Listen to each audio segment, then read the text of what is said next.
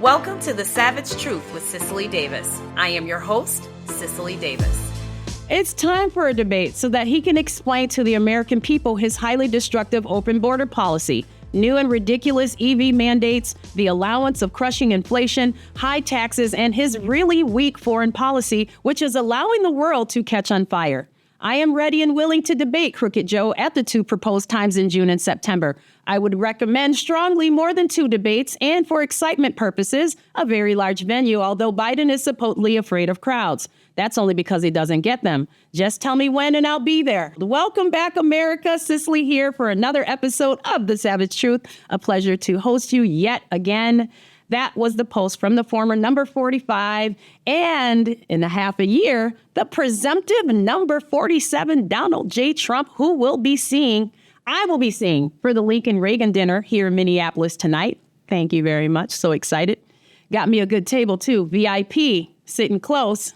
Okay, sitting very, very close. Before we get too into things, because I already gave you an indication of where I'm headed here on this episode, I have to do it. It's my nature. I was raised right. Okay, thank you for tuning in to the show. It is absolutely growing. I thank you so much again for that support. The audience is awesome. For those of you who are new, welcome to The Savage Truth with Cicely Davis. I have an ask in the beginning and the end, and it's always the same. Please like, share, subscribe, and leave a positive review on Apple Podcasts, on Spotify, and YouTube.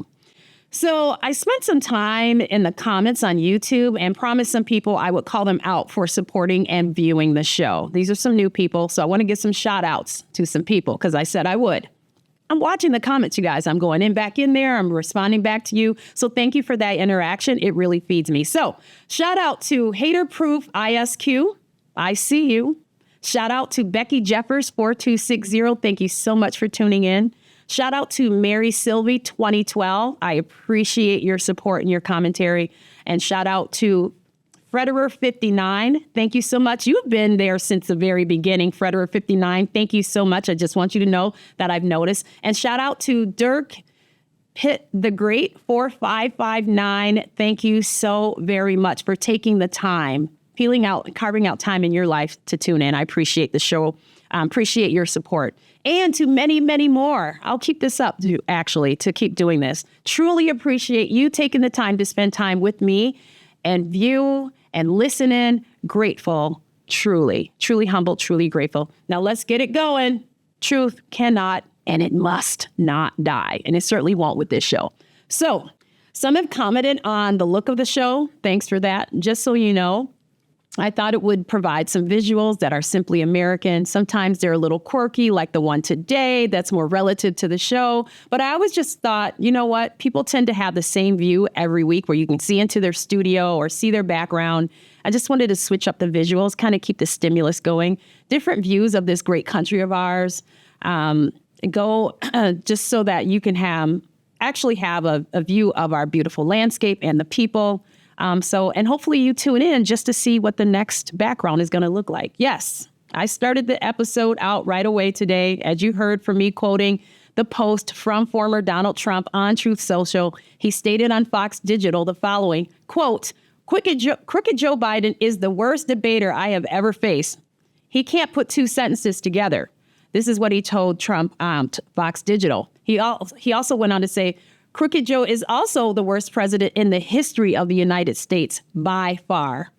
Trump also told Fox Digital that, quote, it's time for a debate to take place, even if it has to be held through the offices of the Commission on Presidential Debates, which are totally controlled by Democrats and who, as people remember, got caught cheating with me with debate sound levels. Their mic was going in and out. They were messing with them, Now, Trump encouraged Biden to meet him on the debate stage after Biden told Howard Stern he would debate. This will supposedly happen way earlier than voters are used to accustomed to seeing. We have two proposed dates as of now, June 27th, and that being 131 days before election, and September 10th, which is 56 days before election. Also, to note that this June debate is before either candidate is officiated as their party's nominee. Okay, so we got a really early debate date going on here. CNN is hosting the first debate. Jake Tapper, anchor of CNN's The Lead and State of the Union, and Dana Bash, anchor of Inside Politics in the State of the Union, were announced as the moderators. Both Trump and Biden have already and more than qualified to participate, but apparently RFK has not. He apparently has yet to meet the polling threshold. Apparently, the standard, I believe, is 15% in 4 different national surveys. And apparently he has not done that. And I guess it kind of dips and he hasn't quite hit 15%. Robert F. K. Jr. feels a certain kind of way about this. And he posted, he's very upset. They're trying to exclude me from the debates because they're afraid I would win. Keeping viable candidates off the debate stage undermines democracy. Now, hear me out on this. I have no qualms against RFK. I think he wavers on certain issues, but honestly, altogether, I don't have any qualms about him. But the likelihood that even if he were to participate and win, now that's a big, big, big if, okay, he wins. And whatever win means, right? Because this is all by way of opinion. He would beat Biden. Certainly. That's not hard to do. Okay, I can call my dog in to beat Biden. The debate, honestly, is already over. But not Trump. He wouldn't beat Trump. Even if he pulled out an opinion of a win, it wouldn't sway people to go towards the independent party enough to take over this presidency. Let's not be confused about that. Donald Trump absolutely has the momentum. He is the favored presumptive president of November 5th in the United States of America presidential election 2024. Now, Trump has the momentum. He has the backing. He has the record of success as a president. In fact, he has incumbent status right now, not a challenging status. Donald Trump is literally, because of the crowds he draws and because of the popularity and the overwhelming polls, he has incumbent status, not challenging status. That's the reality of the presidential race right now.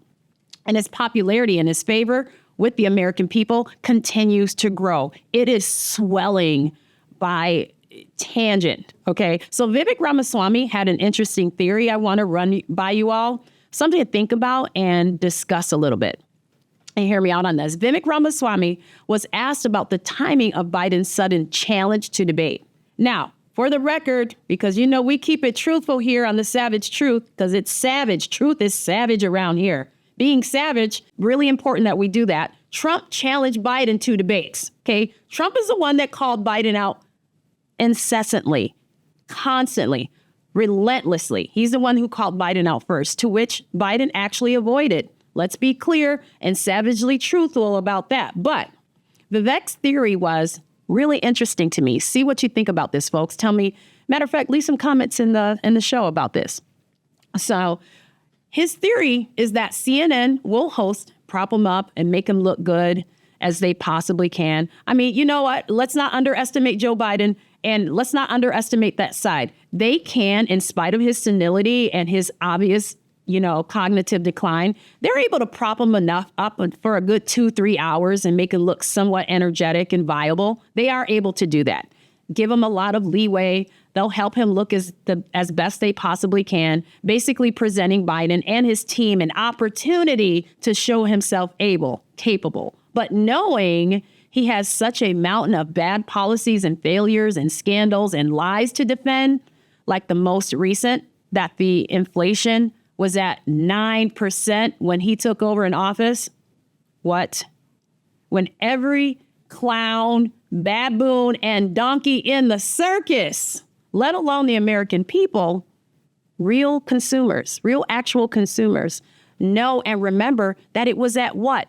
1.4% when he took office. Why? Because they could afford groceries at that time. They could afford gas. They could put money aside for savings. They were able to go on trips. They were able to buy houses. They were 20 and 30-year-olds who could live and afford to be on their own and not have to ask or live with 2 or 3 other roommates to pay rent. Employers were confident to give raises and bonuses and promotions. Energy companies were drilling and felt good about the efficient oil production methods and the fact that we were oil independent here in America. Everybody had a job because those groups who Dems like to call underserved, they were working. right? They got up and they went to work every morning and all at an all-time high. You all know this. You remember, of course you do. But Biden has so much to answer for that Dems figure if, according to Ramaswamy's theory, if he can't answer and completely bombs the debate in June, that they have time to put up another candidate before September. Wow. What do you think about that? I'd love to hear your comments and what you think. Kind of let that marinate a little bit and see what you think. Now, listen, I think it's interesting. I still believe that Joe will be the nominee because there are some on the Democrat side that understand that perhaps the Democrat voting bloc that voted for Biden in the last election have developed confidence that only Joe Biden can beat Donald Trump. Okay, they just believe that. And they think it's risky to try to put someone else because apparently Joe Biden beat Donald Trump. Okay, I think the far left, the true communists, socialists, and Marxists of the party want someone else. They want someone more extreme and have no confidence in Biden with all his baggage with Hunter and the senility and the cognitive issues, the fact that he can't walk across the lawn or walk up some steps without help, and all the tallied, undeniable follies adding up to only put winning pegs on the Trump side of the board. What do you think? Now, let me say this really quick. This is my commentary. In my opinion, this debate is over, okay? The issues are already settled. This is about showing up and performing. And again, just like the State of the Union address, as long as Biden is able to get through this and not stumble, right, and not make too much of a gaffe, they're going to consider that a win. But I stand by my word, however. I have to. I don't believe there will be debate until I literally see the broadcasting it when they actually broadcast it on June 27th at 9 p.m. Eastern Standard Time. Then I'll believe it. But I can't admit having a date makes it more believable for me. We shall see. I look forward to when, and if it does happen, for Biden to explain Hunter's problems, how he'll cover that 9% inflation lie, how he'll talk about the border, student debt, this economy, and lawfare. I don't even think he can carry the abortion issue well at this point, okay, because he's trying to waver now a little bit to try to back up. So we shall see. Okay, moving on. So a clown and a donkey and a baboon go into a bar.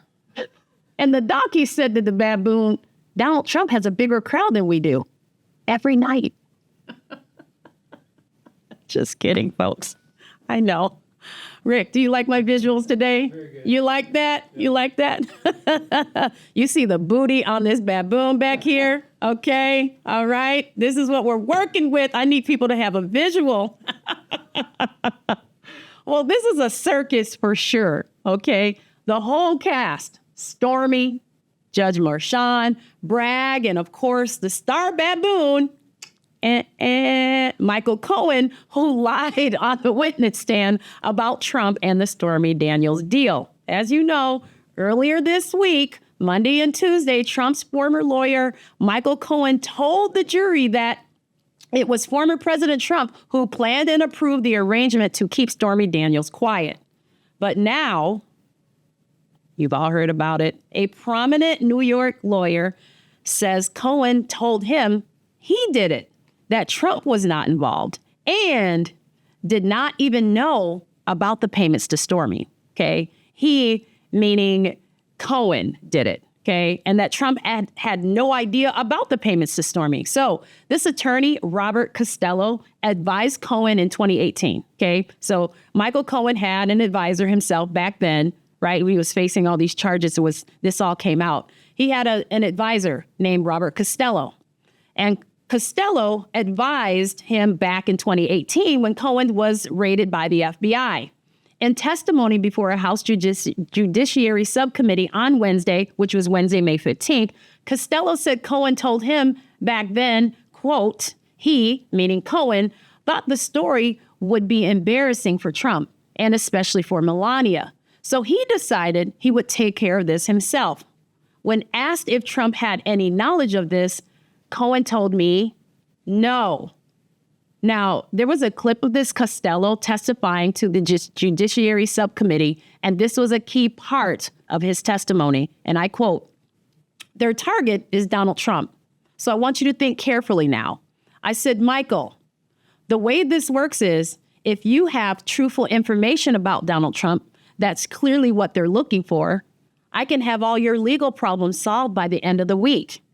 His response, I swear to God, Bob, I don't have anything on Donald Trump. Now, Costello is not a witness in the case. No surprise there.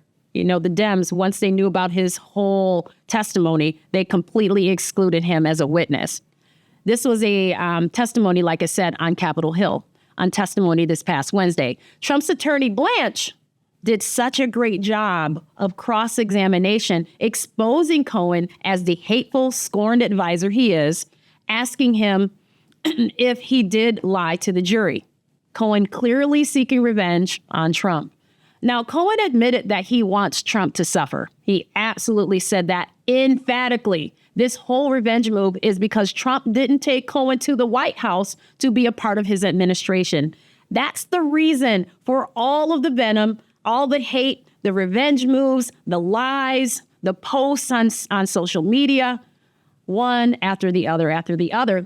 Now, listening to Fox News, the reporters who were in the courtroom actually reported that the jury members were shaking their heads during Cohen's disastrous testimony, right? They're recognizing that this guy's an absolute baboon on the witness stand. That Judge Mershon was actually shifting in his seat, watching how this was unfolding, clearly embarrassing for the entire prosecution. I have to agree with Donald Trump, calling this case a joke. It's a circus, not of talented folks, but that odd, lame circus. You know, like the lady with the beard and the three breasts, right? The half man, half donkey, the man that's 3 feet tall with the 6 toes, or the chicken with the 2 heads running around clucking uncontrollably. It's that kind of circus, you guys. When speaking to reporters gathered in the hallway outside the courtroom, Trump said that he felt as he was stuck in an ice box, making reference to the trial that has prevented him from campaigning throughout the country on most weekdays in recent weeks. He also warned of potential conflict brewing from leaders in China and Russia. Trump's comments came as Russian President Vladimir Putin and Chinese President Xi Jinping met with one another at a Beijing summit on Thursday. He said, and I quote, "I saw something today that's maybe worse than anything. President Xi of China, I know him very well, and President Putin of Russia, I know him very well. They're right now together, working together on plans where they get together and do damage. That's ultimately what they're thinking about doing." End of quote. He also commented that President Xi plans to, quote, fully take Taiwan while he's sitting here in an icebox. I'm sitting here listening to a case that people are saying should never have been brought. I've been sitting here almost 4 weeks and we still have a long way to go. Now, while Trump is in this dank, cold, depressing circus ring of a courtroom, criminals are running around wild on the streets, like the ones who attacked the police officers in Brooklyn and then gave the middle finger, Manhattan, and then gave the middle finger when they were released, are getting a pass. You guys remember that? You remember those 2 police officers who were attacked by all those illegal aliens? They were being kicked and beaten and jumped on. Yeah, they're getting a pass. You see, Bragg could be out prosecuting and holding actual criminals accountable, but that alleged Soros money has him prosecuting Trump. For what? What is the actual crime? I need someone to I'm still looking, I'm still waiting, as you all are, what the actual crime is. If the crime could actually be named, that would be great. I guess it's for wearing blue suits and wearing red ties. And finally, we take a political break, sort of, to praise you all, you for watching, the viewers, for making the Kansas City Chief jersey number 7 the most purchased and bought jersey of the NFL. Number 7, of course, belonging to Harrison Butker, the kicker for the Kansas City Chiefs. Now, I love a good faith story that whoops the pants off an evil agenda. So amid reaction to Harrison Butker's now viral commencement speech at Benedictine College on Saturday, the place kicker seems to have gained several new fans in the process. Whoop, whoop, loving it. Judeo-Christianity rules, and it always will. Hear me on this, savages. According to NFL.com, Butker's jersey sales are among the most popular online. Only Travis Kelce rated higher than Butker, with Mahomes coming in right behind the star, who's actually from Georgia Tech. It seems that Butker's comments on motherhood, COVID policies, and pride, among others, have sparked conversation across social media. And I quote, "While COVID has played a large role throughout your formative years, it is not unique. The bad policies and poor leadership have negatively impacted major life issues. Things like abortion, IVF, surrogacy, euthanasia, as well as growing support for the degenerate cultural values and media all stem from pervasiveness of disorder." Now, this is what I love to see and hear. This is about hope, folks. This is what a healthy society looks and sounds like. And I am specifically talking about his sentiment and his true fearlessness here. When I say be true, right, this is what I mean. This is what I'm talking about. Listen to this speech. Listen to this speech, ladies. And I'm going to say this. I encourage you. Find yourself a man that sounds like this, okay? When you find him, when you do, lock him down like the last pack of toilet paper in a 2020 supermarket, okay? Here's an excerpt that got everyone on the left all hot and bothered. And even Joy Behar, of course, on The View, said he had mother issues after hearing this speech, actually criticizing him because he had impact. That's why. For the ladies present today, congratulations on an amazing accomplishment. You should be proud of all that you have achieved to this point in your young lives. I want to speak directly to you briefly because I think it is you, the women, who have had the most diabolical lies told to you. How many of you are sitting here now about to cross the stage and are thinking about all the promotions and titles you're going to get in your career? Some of you may go on to lead successful careers in the world, but I would venture to guess that the majority of you are most excited about your marriage and the children you will bring into this world. I can tell you that my beautiful wife, Isabel, would be the first to say that her life truly started when she began living her vocation as a wife and as a mother. I'm on the stage today and able to be the man I am because I have a wife who leans into her vocation. I am beyond blessed with the many talents God has given me, but it cannot be overstated that all of my success is made possible because a girl I met in a band class back in middle school would convert to the faith, became my wife, and embrace one of the most important titles of all, homemaker. Phenomenal speech. Some inappropriate tweets went out from the city, some members of the city of Kansas City, stating that Butker resides in a different municipality at 7:41 p.m. Basically stating like, okay, he may be representing, he might be on this team, but he's not from this municipality. That was on 7:41 p.m. on Wednesday. By 8:15, that very same tweet had been deleted from the city's official account at Kansas City. After the tweet was deleted by the city, Mayor Quentin Lucas responded to a tweet asking why it was deleted. And his response was this, and I quote, "It was not an appropriate post for the city of Kansas City. It should have never been put up." Agreed. After Lucas called the tweet inappropriate, the city apologized with a typo. "We apologize for our previous tweet." And he posted that at 8:21. It was shared in error. Okay, so now you know what they're saying behind his back, basically. Apparently, there were other tweets showing him in a kitchen, cooking and mopping the floor. And I give praise to Butker and his speech for its authenticity, inspiring. This was an inspiring message and one that emphasized on the values that resonate deeply with graduates and the broader community.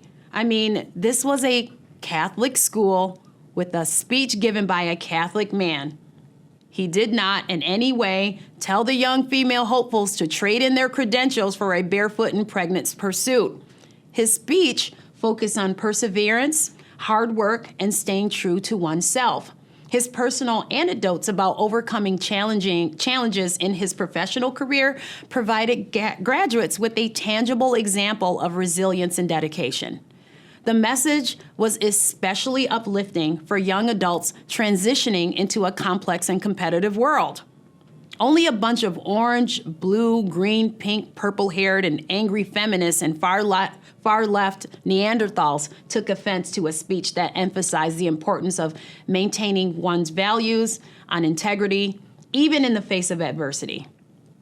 But loudmouth, pro-life, don't slut-shame me saps would find fault with anyone sharing his own experiences of staying grounded and prioritizing his principles, encouraging graduates to prioritize their moral compass over short-term gains, which is a vital lesson for personal and professional development. By the way, in the real, normal world that we all live in, that's the sentiment.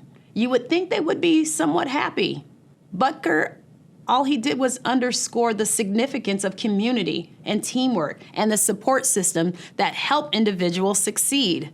This emphasis on interconnectedness and mutual support inspires graduates to value and build strong relationships in their personal and professional lives. But I guess if you still hold Colin Kaepernick up as a hero, Butker would be viewed as a chauvinist, as a racist, a privileged white patriarch. But he's not. Savage truth is, Harrison Butker is an honorable American. He's a real man, a real dad, and a successful NFL player. Butker serves as a role model for aspiring athletes. His speech not only motivated future professionals in sports, but also demonstrated that athletes can have a profound impact beyond their sport by engaging in public speaking and community involvement. This was a powerful blend of motivation, personal insight, and valuable life lessons, leaving a lasting positive impression on graduates and the wider audience. We saw that in those jersey sales, and that says to me that the heart of America still beats strong. So buy a jersey to support this, to support him, and whether you're a Kansas City Chiefs fan or not, please like, share, subscribe, and leave a positive review on Apple Podcasts, Spotify, and YouTube. And remember, be bold, be strong, be faithful, and unlike Michael Cohen, be true. I'm going to see Donald Trump tonight. So till next time, I'm Cicely. The Savage Truth with Cicely Davis is a production of Front Page Magazine and the David Horowitz Freedom Center.